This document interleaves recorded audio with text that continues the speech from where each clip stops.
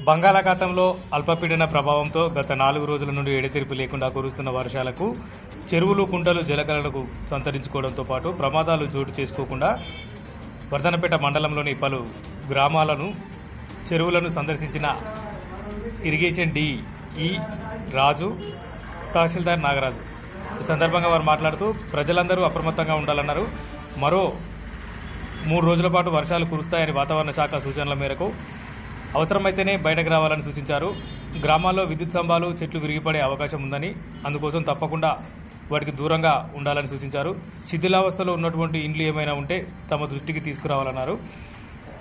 చెరువులు, కుంటలు నిండి తెగిపోయే ప్రమాదం ఉంటుంది కాబట్టి వెంటనే అటువంటి సమాచారాన్ని మాకు అందించాలన్నారు. పాఠశాలలకు సెలవులు ఇవ్వడంతో పిల్లలు వర్షంలో తడవకుండా జాగ్రత్తలు తీసుకోవాలని, అదేవిధంగా ఇంటి పరిసరాలు శుభ్రంగా ఉంచుకోవాలని సూచించారు.